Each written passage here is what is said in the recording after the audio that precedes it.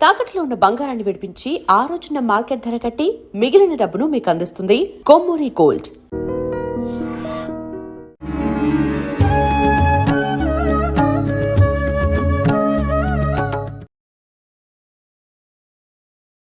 నమస్కారం, welcome to I dream.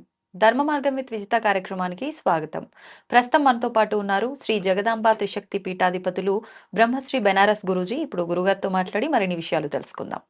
నమస్కారం అండి. నమస్తే అమ్మా. అయితే మనకు మరికొద్ది రోజుల్లో మహాశివరాత్రి రాబోతుంది. మహాశివరాత్రి అనగానే మనకున్న పండుగలు ఒక్కొక్క పండుగ మనకు ఒక్కొక్క విధానాన్ని మనందరికీ కూడా నేర్పిస్తుంది. అవన్నీ కూడా మనం కరెక్ట్‌గా ఆచరిస్తే ఒక మంచి మార్గంలో వెళ్ళొచ్చు అనటానికి నిదర్శనాలు ఈ పండుగలు. ముఖ్యంగా కొన్ని పండుగలు మనం పగటి సమయంలో చేస్తాము. కొన్ని పండుగలు రాత్రి సమయంలో చేస్తాము. ఈ మహాశివరాత్రి వచ్చేసరికి రాత్రి సమయంలో ఎక్కువగా ప్రాధాన్యత ఉంటుంది. ఎందుకు ఈ పండుగని మనందరం ఎలా ఉపయోగించుకోవచ్చో వివరించండి. శివాయ విష్ణు రూపాయ శివరూపాయ విష్ణువే. శివుడు విష్ణు ఒకళ్ళే అనేటువంటి ప్రపంచానికి తెలియచేసినటువంటిది ఈ శివరాత్రి పండుగ అనుకోవచ్చు. ముఖ్యంగా ఇక్కడ నిజంగా ఏం జరిగింది, ఏ విధంగా జరిగింది అని మనం ఆలోచన చేస్తే, త్రిమూర్తుల్లో మొట్టమొదటగా బ్రహ్మదేవుడికి 5 తలకాయలు ఉండేవమ్మా మొట్టమొదట. తర్వాత 4 తలకాయల బ్రహ్మదేవుడిగా అవటం జరిగింది. ఈ బ్రహ్మకి ఒక అనుమానం వచ్చింది. మేము ముగ్గురంలో, అంటే శివుడు, విష్ణువు, బ్రహ్మ, మేము ముగ్గురంలో ఎవరి గొప్ప అనేటువంటిది. దేవతలకు కూడా తప్పలేదు ఇవన్నీ. అంటే ఇక్కడ దేవతలకి తప్పలేదు అని మనం చెప్పుకోవడానికి వీల్లేదు. ఇది లోక కళ్యాణం గురించి జరిగినటువంటి సంఘటనగానే మనం దీన్ని చూడాలి. ఎందుకంటే ఈ శివుడు ఈ శివరాత్రి రోజున లింగంగా మారేటువంటి దాన్నే శివరాత్రి అని మనం చెప్తాం. సో అది రాత్రిపూట జరిగింది, నిశరాత్రి సమయంలో జరిగింది కాబట్టి ఆయన లింగరూపధారుడుగా దాన్ని మనం శివరాత్రి, ఇందాక మీరు అన్నారు రాత్రిపూట ఎందుకు చెయ్యాలి అనేటువంటిది. అసలు ఈ శివలింగంగా ఎందుకు మారాడు అనే దాని నుంచి నేను ప్రారంభిస్తున్నా. అలాగే. కాబట్టి బ్రహ్మదేవుడికి ముగ్గురులో ఎవరు గొప్ప అనేటువంటి భావన కలిగినప్పుడు ఇది ఎందుకు కలిగింది మళ్ళీ? ఎప్పుడూ కూడా హిందూ ధర్మాల్లో ఒకదానికి ఒకటి ఒక లింక్ అనేది, కనెక్షన్ అనేది ఉంటుందమ్మా.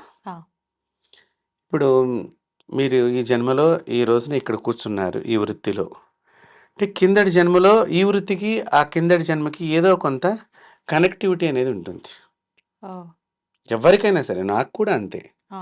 ప్రతి ఒక్క మానవుడికి కూడా పూర్వజన్మ తప్పకుండా కనెక్షన్ ఉంటుంది.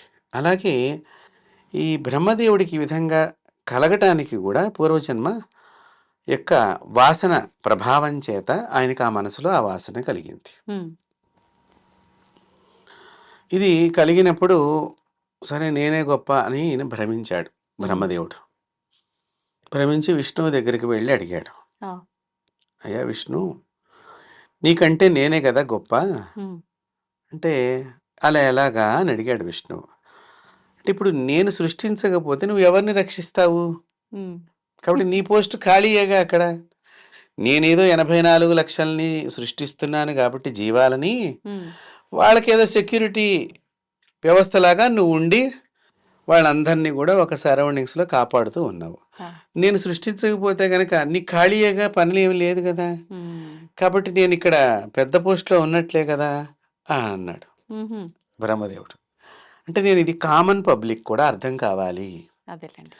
వేదాంతంగా ఎంతో చెప్పినా కూడా అమ్మా, సామాన్యుడికి అర్థమైనప్పుడే ఈ పురాణాలన్నీ కూడా మత మార్పిళ్ళు జరగకుండా ఉంటాయి హిందువుల్లో కూడా. అవునండి. నేను ఎప్పుడు కూడా ఏది చెప్పినా కూడా మన ధర్మాన్ని నిలబెట్టడానికి, మత మార్పిడి నుంచి మన ధర్మంలో ఉండేటువంటి వాళ్ళని ఎలా కాపాడాలి అనే దానికి వాళ్ళకి కొన్ని దిశానిర్దేశాలు చేస్తూ నా ప్రవచనాలు కానీ, నేను ఎక్కడైనా భాషణ చేసినా కూడా కొంత దానికి కనెక్షన్ ఉండేటట్టుగా నేను చూసుకుంటూ ఉంటాను.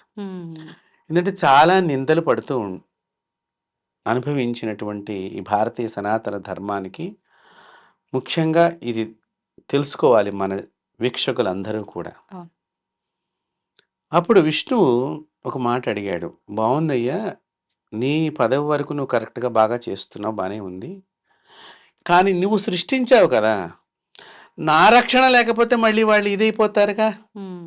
భయగ్రస్తులైపోయో, భయభ్రాంతులకు గురయ్యో, మరణించటమో ఏదో ఒకటి జరుగుతుంది కదా! కాబట్టి నా రక్షణ లేకపోతే వాళ్ళకి సృష్టించబడినటువంటి జీవి పుట్టిన తర్వాత హ్మ్. ఉపయోగం లేకుండా అయిపోతోంది కదా! అవును. ఎక్కువ కాలం ఉండలేకపోతున్నాడు కదా! కాబట్టి నేను గనక రక్షణ ఇవ్వకపోతే హ్మ్. నీ సృష్టికి గొప్పతనం ఏముంది? ఆ! కాబట్టి మరి నీకంటే నేను గొప్పవాడిని కదా! చూడండి. అంటే ఎవరి పదవి, ఎవరి పని వారికి గొప్పది అని గొప్ప. చెప్పటంలో ఇది మనం ప్రధానంగా భావించాలి. హ్మ్. ఇది దేవతలకు తప్పలేదు కదా అని మనం అనుకోకూడదు. అనుకోకూడదు. దేవతలందరూ కూడా మనుషుల లోపల ఇలాంటి అహంకార బుద్ధులు కలిగినప్పుడు ఎలాగైతే దేవతల దగ్గర ప్రమాదాలు జరిగినాయో, ఎలాగైతే వారు కూడా శాపగ్రస్తులయ్యారో, ఆ! మీకు కూడా అలాంటి పాపము, అలాంటి శాపము జరుగుతుంది అని చెప్పటానికే దేవతలు తమను అనుభవింప చేసుకున్నారు ఈ మాదిరిగా. ఓహ్! ఇది అంతరార్థం. ఓకే అండి.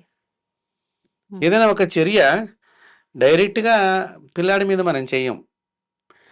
మనం గమనించండి.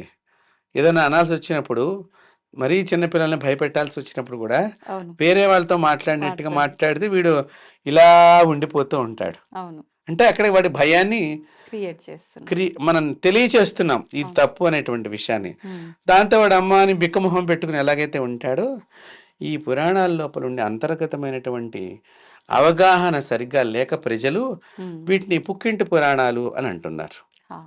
కాబట్టి మనం దాని నుంచి మన ఐ డ్రీమ్ ద్వారా ప్రజల్లో అలాంటి భావన నుంచి సద్భావన వైపుకు నడిపించడమే నేను చేసేటువంటి ఈ ప్రవచన కార్యక్రమం. అద్భుతం అండి.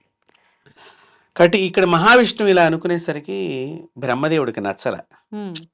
మనది ఏదో డిగ్రీ తక్కువ చేశాడనే ఫీలింగ్ ఉంటుంది కదా జనరల్. ఇలా కాదయ్యా, ఇద్దరం కలిసి పరమేశ్వరుడి దగ్గరికి వెడదాము. సరే పరమేశ్వరుడు దగ్గరికి వీళ్ళిద్దరూ, ఆయనంతా హిమాలయాలు, వెండి కొండల మధ్య చల్లగా చలేస్తుంది. వీళ్ళిద్దరికి వెళ్ళేసరికి వీళ్ళిద్దరికి చలేస్తోంది. ఆయన ఎప్పుడూ చలిలో వణక్కుండా ఉండేటువంటి వాడు. అలాంటి ఆయన దగ్గరికి వెళ్ళేసరికి వీళ్ళు గజ గజ గజ గజ అందుకనే ఏమంటారంటే శివరాత్రికి చలి శివ అని వెళ్ళిపోతుంది అని మన పూర్వీకులు అంటూ ఉంటారు. అవునండి. కాబట్టి ఇప్పుడు మనకి చలిగాలులన్నీ కూడా బాగా వీస్తున్నాయి. ఈ చలిగాలంతా కూడా శివరాత్రితో వెల్ సద్దుమణుగుతుంది అని. దీనికి కారణం శివుడు ఆ రోజున మనిషి రూపకంగా ఉండేటువంటి శివుడు హ్మ్. అగ్నిశక్తితో కలిగినటువంటి లింగ రూపకంగా మారటం చేత ఓహ్! ఈ సృష్టిలో వేడి వేడి. వాతావరణం పెరిగింది. అందుకని శివ అని చలి వెళ్ళిపోతుంది. హుహుహు. అంటే ఇప్పుడు చూడండి, ఈ బ్రహ్మకొచ్చినటువంటి అనుమానము సృష్టిలో ఉండేటువంటి ధర్మాధర్మాల్లో కొంత మార్పునకు. రెండవది మానవుల్లో అజ్ఞానం పెరిగితే మేము ఎలా బాధలు పడ్డామో మీరు గమనించండి అని తెలియచేయటానికి. అవును. రెండవది ఏది జరిగినా కూడా మన వాళ్ళేమంటారు, శివాజ్ఞ లేనిదే చీమైనా కుట్టదురా అని అంటారు. అవును. అంటే శివుడు ఆజ్ఞ కోసం ఇప్పుడు హ్మ్. వీళ్ళిద్దరూ ఏదో ఒక మహత్ కార్యక్రమాన్ని హ్మ్. బ్రహ్మ విష్ణువులు తలపెట్టారు. హుహు. ఇది కూడా అంతరార్థం. అంతరార్థమే. అంటే దీనిలో చాలా ఉంటుంది. హ్మ్. కాబట్టి అలాగా వెళ్ళినప్పుడు ఆ పరమేశ్వరుడు ఏంటి నాయన ఇట్లా వచ్చారని చక్కగా రాజమర్యాదలు చేసి కూర్చోబెట్టి మాట్లాడుతూ ఉండగా వెళ్ళంగానే ఇది చెప్తే బాగుండదు కదా! అవును. అందుకని కాస్త రాజమర్యాదలు చేసి ఏదో ఇంత ఉష్ణోదకం ఇచ్చి వణికిపోతున్నారు కదా అని మన ఇంటికొచ్చిన వాళ్ళకి మనం ఏదో టీ, కాఫీ, టీ కాఫీ ఇచ్చినట్టు. ఇచ్చినట్టుగా వారికి కూడా ఉష్ణోదకం ఇచ్చి కూర్చోబెట్టి ఏమిటయ్యా అంటే, బ్రహ్మదేవుడు చెప్పవయ్యా అని విష్ణువు అన్నాడు. హ్మ్. నీకే కలిగింది కదా మొదటగా అనుమానము. నువ్వే చెప్తే బాగుంటుంది పరమేశ్వరుడికి అని. హ్మ్. ఇక్కడమ్మా మహావిష్ణువు అత్యంత శివభక్తులలో ప్రథమ భక్తుడు ఎవరయ్యా అంటే మహావిష్ణువు. ఆ! ఇది ఎవరికీ తెలియని విషయం. తెలీదు. హ్మ్. అత్యంతమైనటువంటి శివ పరమ భక్తుడనమాట ఆయన విష్ణువు. విష్ణువు. శివుడంటే విష్ణువుకి అమితమైనటువంటి గౌరవము, హ్మ్. అమితమైనటువంటి భక్తి, అమితమైనటువంటి ఆయన ఒక శక్తి స్వరూపుడుగా ఈయన ఆరాధన చేస్తూ ఉంటాడు నిత్యము కూడా. హ్మ్. అలాంటి ఆ విష్ణువు భగవంతుడైనటువంటి శివుడు ముందర తను ఎందుకు వచ్చానని చెప్పడానికి ఇష్టం లేక బ్రహ్మ మీద చెప్పాడనమాట, నువ్వు చెప్పవయ్యా అని. ఓకే. అంటే మనం పూజించే వాళ్ళతో మనం ఒక వాదన కానీ మన గౌరవాన్ని పోగొట్టుకోవటం కానీ హ్మ్. అవి చెయ్యం. మీరు బాగా గమనించారో లేదు. అవును. కాబట్టి ఆ పూజ అనేటువంటి దానిలో ఈయన ఉన్నాడు. హ్మ్. మహావిష్ణువు శివుణ్ణి పూజించే విధానంలో ఉన్నాడు. కాబట్టి నా దేవదేవుణ్ణి నేను అడగలేను, హ్మ్. నా దేవదేవుడు ఏమన్నా సెలవిస్తే నాకు సంతోషం కానీ నేనుగా అడగలేను అనేటువంటి ఒక భావన అంటే గౌరవప్రదమైన భావన. అవును. సరే, బ్రహ్మకి ఇంకేముంది, విష్ణు అంతటి వాడే నన్ను అడగమన్నాడు కదా. హ్మ్. అక్కడికి విష్ణువు చెప్తాడు వచ్చే దారిలో, ఏమయ్యా నువ్వు నా పొట్టలుంచే కదా వచ్చింది, తామర పువ్వులోంచే కదా నువ్వు వచ్చింది, అవును. మరి నీకంటే నా పొట్టలోంచి నువ్వు వచ్చి నువ్వు నన్ను గొప్పవాడివి కాదు నువ్వు గొప్పవాడివి అంటున్నావు కదా, మరి ఇక్కడ మరిచావా అని అడుగుతాడు. ఆ! విష్ణు అమ్మ ప్రతి ఒక్కరిని కూడా సామధానంగా చక్కగా అన్ని విషయాలు అడిగిన తర్వాత, విచక్షణ ఎక్కువగా చూసిన తర్వాత శిక్షల్ని వేయటంలో ఆయన పాత్ర ఉంటుంది. హుహుహు. ఇది పక్కవారి నుంచి ఈయనకి బుద్ధిలోకి వచ్చిందా, ఆ! వీడు స్వతంత్రంగా బుద్ధిని తెచ్చుకున్నాడా, పాపిష్టి బుద్ధిని హ్మ్. అనేటువంటి వివేకం ఎక్కువగా రక్షకుడు అని అన్నాం కదా. అవును. రక్షకుడు అంటే ఏంటి, ధర్మరక్షకుడు, హ్మ్. వేదరక్షకుడు, స్త్రీ రక్షకుడు, భక్త రక్షకుడు. అంటే అలాంటి రక్షకుడు అన్ని అబ్జర్వ్ చేస్తూ అన్ని ఉండాలి. కోణాల్లో ఆలోచించాలి. ఆలోచన కూడా ఇక్కడ ఆ! అంతా కూడా అన్ని కోణాల్లోనూ ఇలాంటి మహావిష్ణువుకి ఇంతటి చక్కని జ్ఞానాన్ని ఆ పరమేశ్వరుడి యొక్క జపం మూలకంగా మహావిష్ణువుకి అంతటి ఇది వచ్చిందనమాట. హ్మ్. కాబట్టి అలాంటి ఉద్దేశంగా దారిలో వస్తూ వస్తూ చెప్తాడు, మరి శివయ్య ఏమంటాడో, హ్మ్. నీవే నా పొట్టలోంచి వచ్చిన కాడలోంచి వచ్చి నా పొట్టలోంచి కాడొచ్చింది, కాడకి 16 దళాలని, ఆ దళం మధ్య నుంచి నువ్వు ఉద్భవించావు, అవును. మరి నువ్వే ఇలా మాట్లాడుతున్నావు, మరి ఆయన ఏమంటాడో ఒక్కసారి ఆలోచించి, అదేమిటి హ్మ్. ఆయనకి 5 తలకాయలు ఉన్నాయి నాకు 5 తలకాయలు ఉన్నాయి అని అన్నాడు బ్రహ్మ. ఆ! చూసారా, అంటే ఈక్వాలిటీ అనేది దేంతో పోల్చుకుంటున్నావు, తలకాయలతో తలకాయలతో. పోల్చుకుంటున్నావు కానీ తలకాయల లోపల మస్తిష్కం లోపల ఉన్నటువంటి జ్ఞానంతో మనం పోల్చుకోవటం లేదు. అవును. అందుకని ఎప్పుడు కూడా మన పెద్దవాళ్ళ చెప్తారు, జ్ఞానం ఎక్కడ ఎక్కువ ఉంటుందో మన శిరస్సు అక్కడ వంచాలిరా. హుహుహు. జ్ఞానానికి మన శిరస్సు దాసోహం, జ్ఞానం దగ్గర మనం దాసోహం అవ్వాలమ్మా. ఆ! దాని ద్వారా మనకు ఆ జ్ఞానం సంప్రాప్తం అవుతుంది. ఓహ్!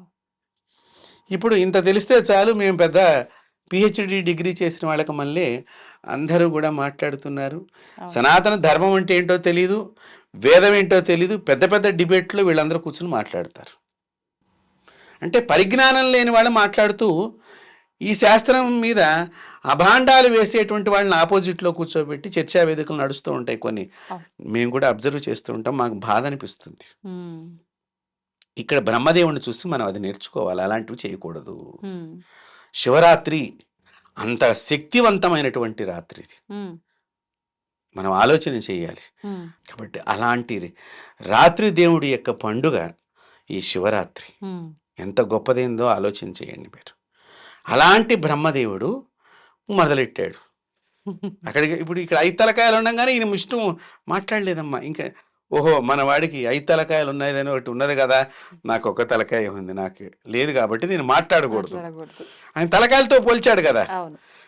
కాబట్టి నేను మాట్లాడకూడదు అనుకుని నడవయ్యా పరమేశ్వరుడు సన్నిధానానికి వెళ్ళాడు. హ్మ్. ఇప్పుడు ఇక్కడ అడిగాడు, అయ్యా నువ్వు చెప్పవయ్యా, మరి ఇందాక 5 తలకాయలు అన్నాడు కదా. అవును. అందుకని ఈ అందులో శివభక్తుడు విష్ణువు ప్లస్ 5 తలకాయలు ఉన్నవాడు కంటే ఈయన తక్కువ వాడు, కాబట్టి 5 తలకాయలు ఉన్నవాడు మాట్లాడితే నాకు మర్యాద అనుకుని నువ్వు మొదలెట్టవయ్యా అన్నాడు బ్రహ్మదేవుణ్ణి. హ్మ్. అప్పుడు బ్రహ్మ అనుకుంటూ, ఏం లేదు పరమేశ్వర, మాకు ఇద్దరికి కూడా ఒక అనుమానం వచ్చింది అని అన్నాడు. అంటే నీకు కలిగిందా విష్ణువు కలిగిందా ఇద్దరికి కలిగిందా అని అడిగాడు. పరమేశ్వరుడికి తెలుసు కదా. అడిగితే మొట్టమొదటి నాకు కలిగిందిలే, తర్వాత నేను విష్ణువు దగ్గరికి వెళ్ళాను. సరే ఏమిటి నీ అనుమానం అని. హ్మ్. ఇప్పుడు మన ముగ్గురులో ఎవరు గొప్పవాళ్ళు అనేటువంటి, మన ముగ్గురు అంటే నేను ఇందాక లేనిగా మీ ఇద్దరే కదా ఉన్నది ఇందాక అవును. దాకా, అవును. కాబట్టి దానికి ముందర ఎవరున్నారు, నువ్వు ఒక్కడవే కదా, నీకు కలిగిందే కదా అనుమానము, మళ్ళీ మన ముగ్గురు ఎందుకు కలుపుతున్నావు అని అడిగాడు పరమేశ్వరుడు.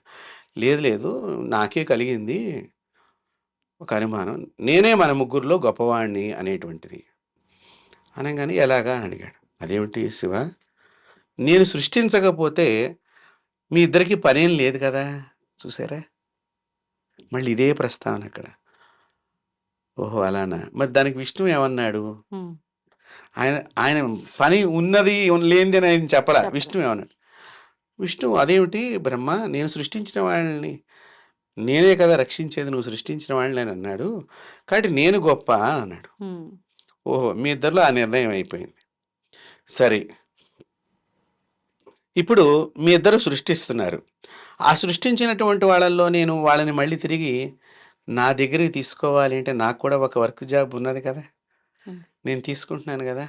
లేకపోతే అలాగే ఉండిపోతారుగా ఈ దేశం మీద తీసుకోకపోతే. అంతేగా. నువ్వు సృష్టించినటువంటి వాళ్ళకి ప్లేస్ లేకుండా ప్లేస్ అయిపోతుంది గదా! అవును. కాబట్టి నువ్వు సృష్టించిన వాడు భూమి మీద ఉండాలన్నా మళ్ళీ అక్కడ జాగా ఉండాలి కదా!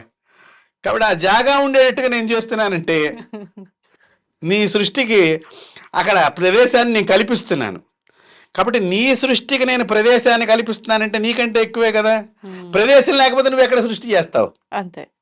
అని అడిగాడు. హ్మ్. లేదు లేదు శివ భలేవాడివి. మొట్టమొదట ప్రదేశం ఉండబట్టేగా నేను సృష్టించింది అన్నాడు. హ్మ్. ఓహో! ఇతనిలో ఏమిటి ఈ భావన అనేటువంటిది పరమేశ్వరుడు ఆలోచన చేసి, సరే మనం పోట్లాడుకోవద్దు. మనం ముగ్గురం ఒక మాటకి నిలబడి ఒక పని చేద్దాము అని. హ్మ్. అనంగానే ఏమిటా పని? అనంగానే నేను హ్మ్. లింగరూపకంగా మారతాను. హ్మ్. నేను లింగరూపకంగా మారతాను. మారినప్పుడు మీ ఇద్దరిలో ఎవరైనా నా ఆది అంతము హ్మ్. అంటే మొదలు చివర మీరు కనుక తెలుసుకుని నా దగ్గరికి వస్తే గనక వారు నాకంటే పెద్దవారుగా నేను భావన చేస్తాను. హ్మ్. తెలుసుకోలేని వారు అందరికంటే చివరగా నిలబడతారు అని చెప్పాడు. చెప్పేసరికి ఇదేదో ఈ వీళ్ళిద్దరికీ ముందర ఆమోదయోగ్యంలాగా కనిపించింది. ఆ! అందుకని శివుడు ఏమిటి ఒక శివలింగ రూపకంగా మారిపోయాడనమాట. అది శివరాత్రి. ఓహ్! శవాన్ని కూడా శివం చేయగలిగినటువంటి శక్తి కలిగినటువంటి రాత్రి ఏదన్నా ఉందంటే అదే శివరాత్రి. హుహు. అంటే చచ్చిపోయిన వాడిని కూడా బతికించగలిగేటువంటి శక్తిని ప్రసాదించేటువంటి రాత్రి ఏదైనా ఉందంటే అదే శివరాత్రి. కానీ అది సాధ్యపడుతుందంటారా? సాధ్యపడుతుందమ్మా. హ్మ్. శివుని ఆ విధంగా గనక మనం ఆ రోజు అనుష్ఠానం చేసి ఆ శివరాత్రి రోజున ఆ శివుడికి అభిషేకం చేసినటువంటి జలాన్ని చనిపోయినటువంటి వ్యక్తి మీద గనక మనం సంప్రోక్షణ చేస్తే అంటే మనం అంతటా వాళ్ళమై ఉండాలమ్మా. ఆ! చేస్తున్నవారు. ఏంటి తప్పకుండా శవం లేచి కూర్చుంటుంది. సందర్భాలున్నాయండి అలా? పూర్వకాలంలో జరిగినాయి కదమ్మా. హ్మ్. అనేక సందర్భాలలో అనేక విధాలుగా హ్మ్. మనకి అనేక పురాణాలలో గురువులు అనేక సందర్భాల్లో ఉదహరించారు. ఓహ్! అంటే చావు వస్తున్నదని ముందరగానే తెలుసుకుని ఆ చావుని అభిషేక ద్రవ్యంతో వచ్చేటట్టుగా చేసి మళ్ళీ పునర్జీవనం చేయించినటువంటి చరిత్రలు కూడా హ్మ్. మన యొక్క ఈ శివు యొక్క మహత్యంలో మనకు కనిపిస్తూ ఉంటాయి. హుహుహుహు. అలాంటిది ఈ శివరాత్రి. హ్మ్. అంటే ఇలాంటి శివరాత్రిని ఎలాంటి సమస్తమైనటువంటి దోషాలకు కూడా మనం ఉపయోగించుకున్నట్లయితే ఆ దోషాలన్నీ తొలగిపోతాయి. అది శివరాత్రి యొక్క రహస్యం. అంటే ఏ దోషం ఉన్నవాళ్ళు ఏ రకంగా? ఏ రకమైనటువంటి దోషమైనా సరే మీరు చెప్పండి. ఆ దోషాన్ని ఆ రోజున మనం పోగొట్టుకోవచ్చు. అంత పవిత్రమైనటువంటి రోజు. హ్మ్. ఇప్పుడు ఇక్కడ ఈ శివరాత్రి రోజున ఆ రోజు మాఘమాసంలో ఇది చతుర్దశి రోజున రాత్రిపూట సంభాషణ జరుగుతోంది వీళ్ళ ముగ్గురికి. హ్మ్. కరెక్ట్‌గా 12:01 స్వామివారి శివుడు మనలాగా కూర్చున్నటువంటి మనిషి ఒక లింగాకారంగా మారిపోవటం జరిగింది. హ్మ్. మారిపోయిన తర్వాత ఆ లింగం నుంచి శబ్దం వినిపించింది. అయ్యా! ఇప్పుడు మీరిద్దరూ గూడా ప్రయాణం అవ్వచ్చు. ఎవరు ఎట్లా పైకి వెళ్ళేవాళ్ళు, కిందకి అంటే బ్రహ్మదేవుడు నేను పైకెడతాను నాకు హంసవాహనం ఉందిగా. నేను పైకి వెళ్లి చూస్తాను అన్నాడు. విష్ణువుకి ఎలాగో వారాహ శక్తి స్వరూపంగా ఉన్నది కాబట్టి ఆయన భూమిని తవ్వుకుంటూ ఎక్కడ మళ్ళీ నేను దారి తప్పుతానేమో అనుకుంటూ ఆ పరమేశ్వరుడినే తలుచుకుంటూ హుహు. విష్ణుమూర్తి భూలోకం లోపలికి వెడుతూ ఉండంగా ఎంతకి వెళ్ళినా అర్థం కాలేదమ్మా. హ్మ్. అప్పుడు జ్ఞానోదయం కలిగింది. శివ నన్ను క్షమించు. నీ గొప్పతనాన్ని తెలియకుండా నువ్వు ఎడమనంగానే ప్రయాణం అయిపోయి నేను తెలుసుకుందామనేవాడు. ఎంత దూరమే ఎన్నో తాడి చెట్లు దాటిపోయాడు అప్పటికే. హ్మ్. ఎందుకంటే శివలింగం అలా జారుతూ మన పిల్లలు గనక ఇలా బండలు జారుబండ. జారినట్టు జారుడు ఆ! బండ అంటాం కదా! ఆ మాదిరిగా ఆయన అలా పట్టుకుని కిందకి వెళ్ళిపోతున్నాడు. హ్మ్. కానీ ఎక్కడా తెలియటల్లా. వెడుతున్న కొద్దిగా అది ఎన్నో లోకాలు దాటిపోయింది. హ్మ్. కానీ ఇది అంతుపట్టట్లా. అప్పుడు అక్కడ ఆయనకి జ్ఞానోదయం కలిగి, శివుడు నాకంటే గొప్పవాడు. ఇక నుంచి నేను నా దేవాదేవుడిని పరిశీలన చేయకూడదు అనుకుని పైకొచ్చేసాడు. పైకొచ్చి ఆ శివలింగం ఎదురుగుండా నిలబడి, స్వామి శివ, శంకర, రుద్రేశ, నీలకంఠ, త్రిలోచన ఇతీరియంతెన్నిచ్చన్నహితాన్ బాధితే కలిహి. ఈ 5 నామాలు ఎవరైతే చెప్తారో వారి కలియుగంలో బాధలు ఉండవు. అలాంటి నామాల్ని విష్ణువు నోట్లోంచి అలా రావటం జరిగింది. నేను తెలుసుకోలేకపోయాను తండ్రి, నువ్వు దేవాది దేవుడు, ఆది దేవుడు నాయనా నువ్వని ఒక నమస్కారం చేసి కూర్చున్నాడు ఆయన. బ్రహ్మదేవుడు పైకెడుతున్నాడు. వెడుతూ వెడుతూ వెడుతూ వెడుతూ వెడుతూ ఉండగా అంతు పట్టల. ఎలాగైనా నేను గోల్ చేశాను, మనం ఎలాగైనా గోల్ చేయాలి, సక్సెస్ అయ్యాము అనేటువంటి విధానంగా పెడుతుంటే అటించి ఒక మొగలు పువ్వు పెడుతోందమ్మ. మొగలు పువ్వుని పిలిచాడు. నేను నీకు ఏమవుతాను అని అడిగాడు. మీరు నన్ను సృష్టించారు కదా, తండ్రి కదా, మరి తండ్రి ఏం చెప్పమంటే నువ్వు అది చెప్పాలి. శివుడు అంతం చూశానని చెప్పాలి.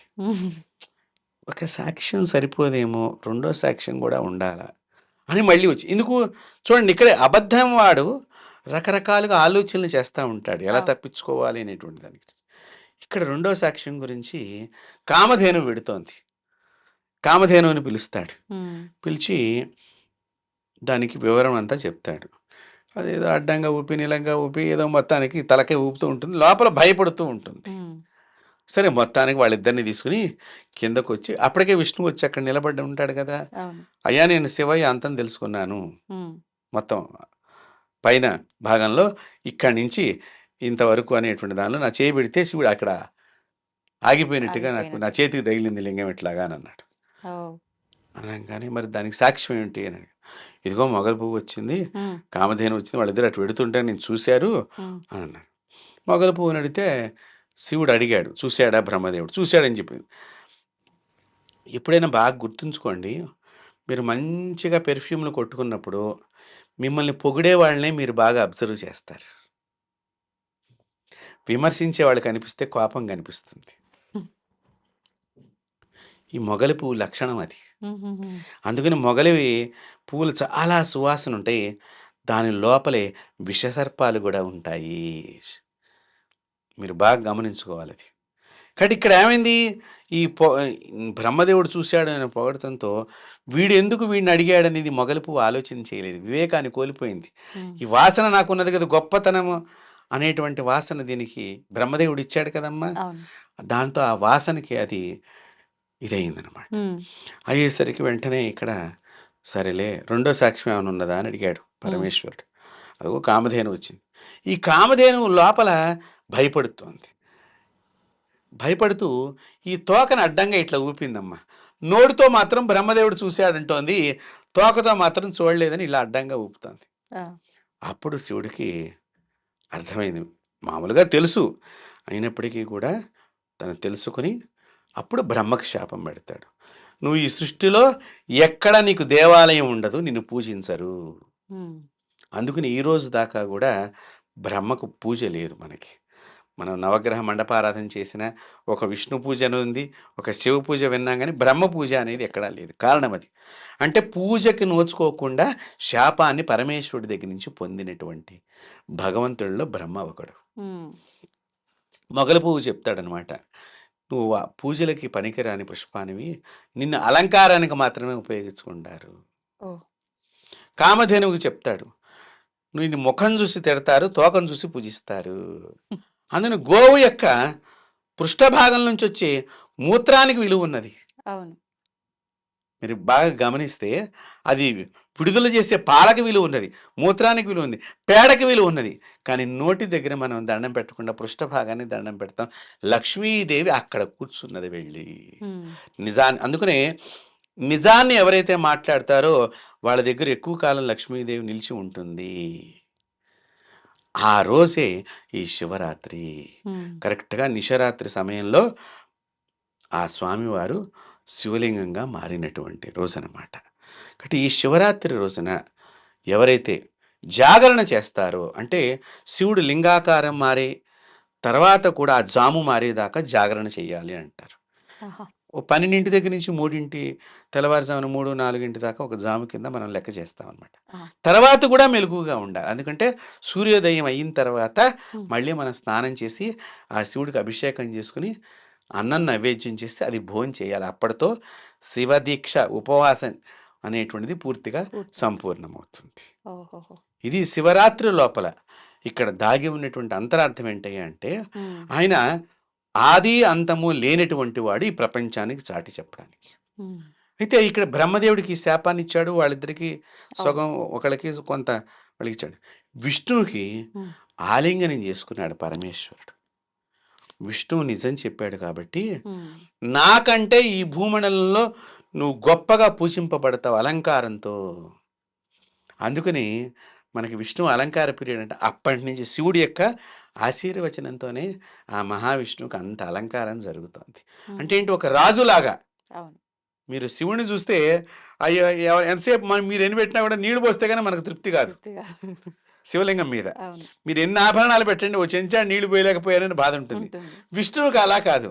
ఎంత అలంకారం చేసిన కొద్దికి మీరు ఏ పువ్వులు తీసుకురండి ఇక్కడ సర్దుదామా అక్కడ సర్దుదామా అంతేగాని ఇట్లా పడేద్దామా అనేటువంటి ఆలోచన ఉండదు. కాబట్టి ఈయన అంత అలంకారంగా ఒక రాజులాగా కూర్చున్నట్టుగా పరిపాలన చేసేటువంటి భూమండలాన్ని పరిపాలన చేసేవాడు మహావిష్ణువు. అందుకనే హ్మ్. ఆయనే రక్షకుడు. అందుకని రాజుని విష్ణువుతో పోలుస్తారు. హ్మ్. పరిపాలించే రాజులను కూడా. అందుకని రాజు ధర్మంగా లేకపోతే ప్రజలు కూడా ధర్మంగా ఉండరు. హ్మ్. అందుకని రాజు చాలా ధర్మాలు చేయాలని వేదం చెప్పింది.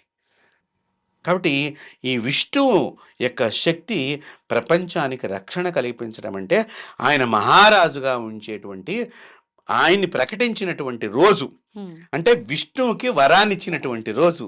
శివుడికి ఆది అంతం లేదని ఈ ప్రపంచానికి చూపించినటువంటి వాడు విష్ణువు. విష్ణు.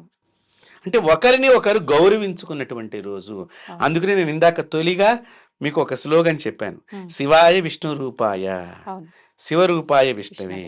కాబట్టి వీళ్ళిద్దరూ కూడా సమానమైనటువంటి వాళ్ళమే తప్ప హ్మ్. తక్కువ కాదని విష్ణువు వరాన్ని పొందినాడు శివుడి దగ్గర నుంచి. ఈ రోజు నుంచి నాకంటే నువ్వు గొప్పగా నిజం ఎవరైతే చెప్తారో భగవంతుడు వాళ్ళని ఎక్కువ స్థానంలో నుంచోబెడతాడు హ్మ్. అని చెప్పడానికే ఈ శివరాత్రి కథ చాలా విశేషం. ఈ కథను ఎవరైతే వింటారో మనం వీక్షకులు ఇప్పుడు ఈ కథను విన్నారనుకోండి, ఇదే కథను వారు శివరాత్రి రోజున కనుక విన్నట్లయితే వారికి కొన్ని దోషాలు తొలగిపోతాయి. ఎటువంటి దోషాలండి? ఈ దోషాల్లో ముఖ్యంగా చెప్పుడు మాటలు వినటం మూలకంగా కొన్ని దోషాలు వస్తాయమ్మా. ఆ! వినటం వల్ల. వినటం వలన చెప్పినోళ్ళకి మరి? చెప్పిన వాళ్ళకి ఎలాగో దోషం ఉంటుంది, కానీ వినటానికి నీకు వివేకం ఉండాలి కదమ్మా. ఓహ్! ఈ చెప్పుడు మాటలు వినటంగా చెడ్డ మాటలు వినటం మూలకంగా కొన్ని దోషాలు వస్తాయి. హ్మ్. అలాంటి దోషాలన్నింటినీ కూడా ఈ శివలింగం ఉత్పత్తి ఎలాగయ్యిందో అనేటువంటి కథను వినటం మూలకంగా వారికి ఆ దోషం తొలగిపోతుంది. హుహుహు. ఇది తెలుసుకున్నటువంటి వ్యక్తి ఏం చేస్తాడమ్మా, ఇప్పుడు జ్ఞానం వచ్చింది, అవును. ఇది నేను ఆచరించాలి అనే భావన ఏర్పడుతుంది. హ్మ్. ఎప్పుడైతే దీన్ని ఆచరిస్తాడో అవును. వాడికి జన్మ రాహిత్యం అవుతుంది. హ్మ్. చూడండి, ఒక దోషాన్ని పోగొట్టుకుంటానికి ఒక కథ, అవును. శ్రవణం మననం మనం చేయిస్తున్నాం ఇక్కడ మన ఈ యొక్క ప్రేక్షకులందరికీ కూడా. హ్మ్. కాబట్టి ఇక్కడ ఈ కథను వినటము ద్వారా తను శివుడు ఎంత ప్రేమ స్వరూపి అంటే తన హృదయాన్ని ఆ పక్క వాళ్ళకి ఇచ్చేయటంలో అంత నిడారంబరంగా ఉండేటువంటి వ్యక్తి. అందుకనే విష్ణువుని రాజుగా చూడాలనే తన అలంకారం పెట్టుకోలేకుండా అలా నీళ్లతోనే అభిషేక ప్రియుడిగా ఉండిపోయాడమ్మా. అది శివుడి యొక్క గొప్పతనం. తన కొడుకుని రాజుగా చూడాలనే భావన ఒక తండ్రికి ఎలాగైతే ఉంటుందో తన తర్వాత శివుడు కూడా నాకంటే ఈ విష్ణువు గొప్పగా పూజింపబడాలి, నిజాన్ని చక్కగా అలాంటిదే ఈ శివుడి దగ్గర గనక స్వామి నేను ఈ తప్పు చేశాను అని ఎవరైతే వెళ్ళి చెప్పుకుంటారో, మీకు మామూలుగా శ్రీశైలంలో శివయ్యకి ఒక మాట ఉన్నది, చెవిటి మల్లన్న అని అంటారు. అవునా అండి? చాలా ఎందుకని? చాలామంది అంటే ఏంటంటే తొందరగా వినిపించుకోడు, మనం చెప్పింది సరిగ్గా వినిపించదు ఆ! అనేటువంటి భావనలతో ఒకటి. ఆహాహా! కాబట్టి ఈ శివుడు గనక మన మాట వినాలంటే శివుడికి వెళ్ళి చెప్పకూడదమ్మా, మొట్టమొదట నంది దగ్గరికి వెళ్ళి చెప్పాలి. ఆ! నందికి వెనకాతల భాగం వీపు కింద భాగంగా ఆ స్పర్శ కలిగిస్తే అది ఒక్కసారి ఇలా నిలబడుతుందిటమ్మ. ఉమ్, అంటే నిటారుగా ఈ చెవుల్ని చేసుకుని దానికి ఎక్కడైతే మనం వెనకాతల పృష్ఠభాగంలో చేయి పెట్టంగానే ఒక్కసారి ఇలాగా అటెన్షన్లోకి వచ్చేస్తుంది. అప్పటిదాకా మామూలుగా ఇలా ఉన్నదల్లా ఒక్కసారి అటెన్షన్లోకి వచ్చేస్తుంది. ఉమ్, రాగానే ఈ కుడి చెవిలో ఉమ్, ఓం నమ శివాయ నామ, ఉమ్. అయ్యా నీ శివయ్యకి చెప్పు, నేను ఈ పాపం చేశాను, ఈ కర్మను పోగొట్టి ఆ శివ దర్శనం నాకు కలిగించని. ఎవరైతే శివరాత్రి రోజున శివలింగం దగ్గరికి వెళ్ళి ఆ ఎదురుగా ఉండే నందేశ్వరుడికి కనుక ఈ విషయాన్ని చెప్పుకుంటారో వాళ్ళు శివుడికి అభిషేకం చేసిన పుణ్యం లభించి వీరి పాపం తొలగిపోతుంది. ఉమ్, అంత గొప్పది ఈ శివరాత్రి. ఆ, మీరు ఆలోచన చేస్తూ ఉంటే మీలో కూడా నేను చెప్పేటువంటి దానికి ఆనందం పరవళ్ళు అనేటువంటిది తక్కుతుందన్నమాట. కారణం ఏంటంటే ఆయన చూడండి, పేద భక్తులకి కూడా మోక్షాన్ని ఇచ్చాడు. ఎవరి దగ్గరైనా దొరుకుతుంది కదండి దొరుకుతుంది. నీరు అనేటువంటిది. అవును. జలం సంస్కృతంలో జలం, నీరు అనేది తెలుగు పదం. ఉమ్, నీరు దారెమ్మట ఉమ్, నువ్వు ఏ పంపు కింద పట్టుకెళ్ళి శివుడి మీద ఇలా వెడుతూ వెడుతూ పోసిన దూరం నుంచి నీ వంక అలా అక్కడి నుంచే చూసేటువంటి ఏకైక ప్రేమ స్వరూపి ఉమ్, దేవాది దేవుడు కరుణనిచ్చి నిన్ను కాపాడేటువంటి ఏకైక పరమేశ్వరుడు ఎవరైనా ఉన్నారంటే వారే శివుడు. అంతటి ప్రేమ స్వరూపమ్మ ఉమ్, పరమేశ్వరుడు. ఆ శివుణ్ణి గనక మనం చక్కగా అనేక రకాలైనటువంటి పళ్ళ రసాలతో ఆ. పంచామృతాలతో మనం అభిషేకం చేస్తాం. ఉమ్, ఎవరైతే ఇప్పుడు మామూలుగా మీరు వివాహం అయింది అనుకుందాం, మీ వారు మిమ్మల్ని అభిమానం చేయటల్లా, అంటే సరిగ్గా పట్టించుకోకపోవటం, ఆ. మిమ్మల్ని ప్రేమగా చూడకపోవటం, మిమ్మల్ని ప్రేమించకపోవటం, ఇలాంటివి. ఎవరైతే ఇక్షుకండముల యొక్క రసంతో గనక అభిషేకం చేస్తారో వెంటనే ఆ భర్త మీ వైపు టర్న్ అయిపోతాడు. అంటే అండి చెరుకు రసం. చెరుకు రసం, ఉమ్, చెరుకు రసము అందుకనే అమ్మవారి దగ్గర ఉంటుంది చెరుకు గడ. మీరు లలితాదేవి చిత్రాన్ని గనక చూసినట్లయితే అవును. ఆవిడ చెరుకు గడలు పుష్పగుచ్చము పట్టుకుని ఉంటుంది. ఉమ్, ఇవి రెండు దేనికి? పరమేశ్వరుడికి ఆనందాన్ని కలిగించేటువంటివి. ఉమ్, ఉమ్, సో ఈ పుష్పాలతో ఆ పతిదేవుడి పాదాలను పూజిస్తూ ఈ ఇక్షకండములతో పరమేశ్వరుని ఆరాధన చేయటం మూలకంగా ఆ పరమేశ్వరుడు ఆమె భక్తికి మెచ్చి ఆయన శరీరం మీద కూర్చోబెట్టుకున్నాడమ్మా. అన్యోన్య దాంపత్యాన్ని కావాలని కోరుకునేటువంటి వాళ్ళు పరమేశ్వరుణ్ణి పుష్పాలతో కానీ చెరుకు గడ ముక్కలతో వచ్చినటువంటి రసంతో కానీ అభిషేకం గనక చేసినట్లయితే 41 రోజుల పాటు కంటిన్యూషన్గా ఇది గనక ప్రతి నిత్యము 41 రోజులు జరిగితే గనక ఆ. ఎంతటి మిమ్మల్ని హేళనగా చూసిన భర్త కానీ ఉమ్, అసహించుకున్న భర్త కానీ మీ వైపుకి తిరిగి తప్పకుండా క్షమాపణ చెప్పేటువంటి అత్యంత శక్తివంతమైనటువంటిది ఈ ఇక్షకుండ రస అభిషేకం. అంటే శివరాత్రి నుంచి ప్రారంభమా మిగతా రోజుల్లో కూడా ఎప్పుడైనా చేసుకోవచ్చా? కూడా శివుడు అంత దాసోహం అయిపోతాడు. ముఖ్యంగా స్త్రీలకి పరమేశ్వరుడు చాలా తొందరగా వరాలను ఇస్తాడు. కారణం ఏంటంటే అమ్మవారు తన ఆడవాళ్ళ పక్షపాతి. కాబట్టి ఆ అమ్మ చెబుతుంది శివుడికి, ఇదిగో నా భక్తురాలని. కాబట్టి అలాంటి ప్రేమ స్వరూపమ్మ ఆయన. ప్రేమకి మొత్తం ఈ ప్రపంచంలో ప్రేమ ఎక్కడైనా ఉన్నది అంటే అది పరమేశ్వరుడి దగ్గరే ఉంది, ఇంకెవరి దగ్గర లేదు. అంతటి ప్రేమ స్వరూపి పరమేశ్వరుడు. ఎవరైతే తెల్లని పుష్పాలతో శివుడికి అభిషేకం కానీ అర్చన పుష్పార్చన కానీ చేస్తారో వారికి వచ్చే జన్మలో మంత్రి పదవిగా కానీ, ఒక ఉమ్, ముఖ్యమంత్రిగా కానీ, ఒక ప్రధానమంత్రిగా కానీ, ఒక రాష్ట్రపతిగా కానీ అట్లాంటి భాగ్యాన్ని ప్రసాదిస్తాడు ఈ పరమేశ్వరుడు. ఉమ్, ఎవరైతే భస్మంతో శివుడికి అభిషేకం చేస్తారో ఆ. ఆ భస్మాన్ని ఎవరైతే శరీరం నిండా పూసుకుంటారో, ఉమ్, ఈ శరీరం నిండా పూసుకున్నటువంటి వాళ్ళ నుంచి అమ్మ భస్మం ఎంత గొప్పది. శివుడికి అభిషేకం చేసిన భస్మం అంటే వీళ్ళు ఇప్పుడు నేను శరీరం అంతా పూసుకున్నాను. ఉమ్, పూసుకుంటాం మూలకంగా నాకు పట్టిన పాపాలు, జన్మ జన్మలు పట్టిన పాపాలన్నీ పటాపంచలైపోయినాయి.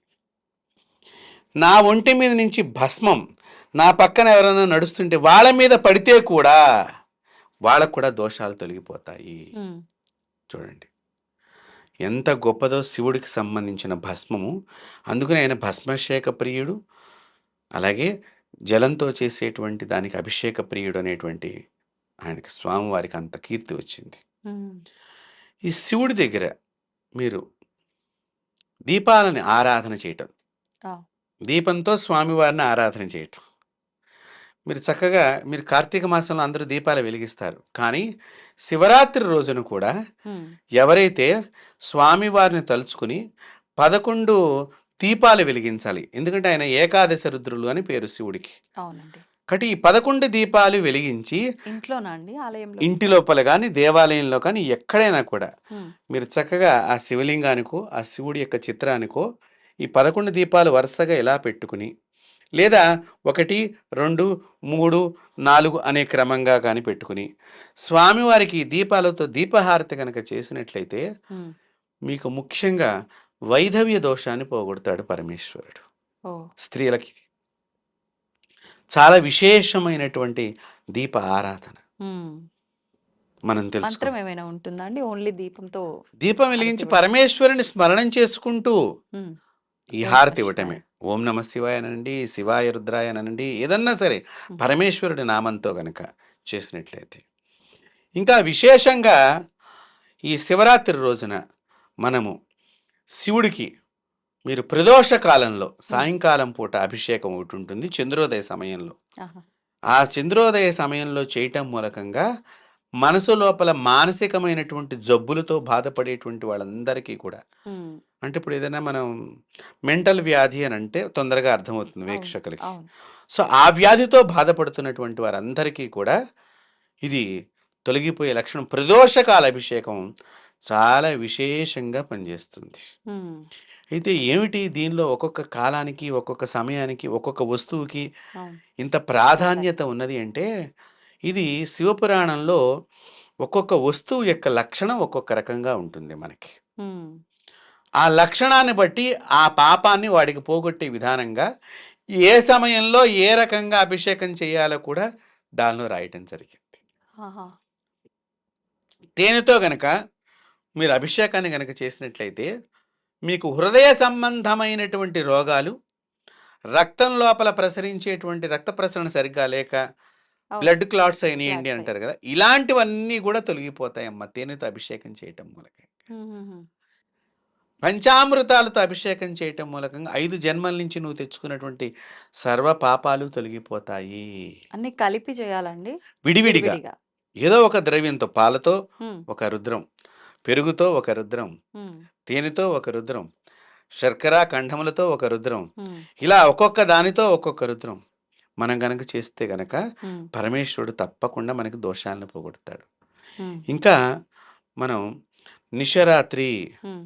అభిషేకం అచ్చంగా గంగాజలంతోనే చేయాలి. అంటే అప్పుడే బావిలోంచో, అప్పుడే మనం బోరు వేసుకున్న పట్టుకున్న నీళ్ళతోనో, హ్మ్. శుద్ధ స్ఫటిక సంకాసం అని ఆయనకున్నది నామావళిలో. ఆహా! శుద్ధమైన జలంతో శివరాత్రి రోజున నిశరాత్రి కరెక్ట్‌గా 12 గంటలకి ప్రాణప్రతిష్ఠ చేసి, తర్వాత ఆయనకి అభిషేకం గనక చేసినట్లయితే, మన శరీరంలో ఉన్న సర్వ వ్యాధులు తొలగిపోతాయి.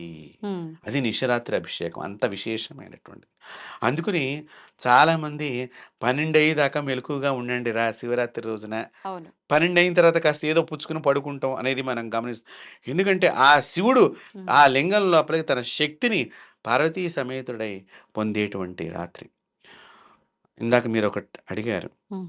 అసలు ఈ శివరాత్రికి ఎందుకండి ఇంత ప్రాధాన్యత? రాత్రే అనేటువంటి అవును. దానిలో. శివుడమ్మ హ్మ్.